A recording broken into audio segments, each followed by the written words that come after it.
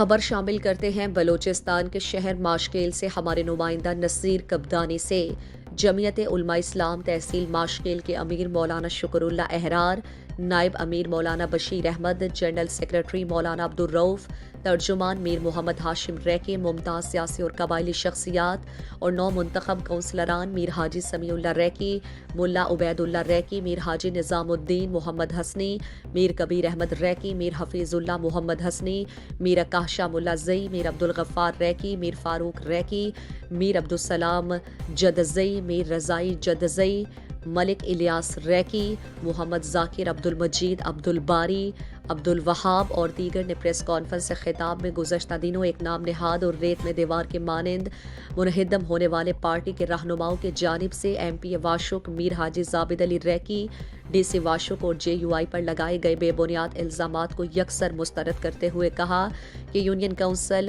12 احاگوں کا معاملہ عدالت میں زیر سماعت اور عدل و انصاف کے ترازو میں ہے۔ فیصلے سے قبل سیخ پا ہو کر من گھڑت الزام تراشی شکست خوردگی اور بچگانہ عمل ہے۔ انہوں نے ضلع کے فرض شناس آفیسر پر جھوٹے بہتان بازی پر تشویش کا اظہار کرتے ہوئے اسے انتظامی معاملات میں مداخلت قرار دی اور کہا کہ سیاست تحمل اور برداشت کا نام ہے۔ مخالفین سیاسی میدان میں غیر سیاسی اور منفی ہتھ کنڈے استعمال کر کے سیاسی ماحول کو آلودہ کرنے سے اجتناب کرتے ہوئے اپنی صفوں میں دوہری شہریت کے حامل افراد کو جگہ دے کر بدترین بددیانتی کر رہے ہیں۔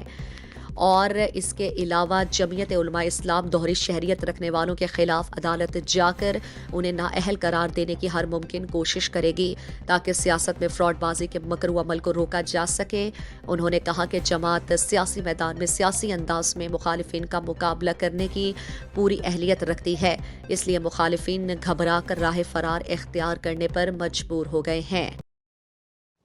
مزید دلچسپ معلومات اور خبروں سے آگاہ ہونے کے لیے Gedrosia point Facebook page, Instagram, Twitter کو فالو اور یوٹیوب چینل کو سبسکرائب کریں۔ بیل آئیکن بٹن دبانا نہ بھولیں تاکہ مکران سمیت بلوچستان کی خبروں سے جڑے رہیں۔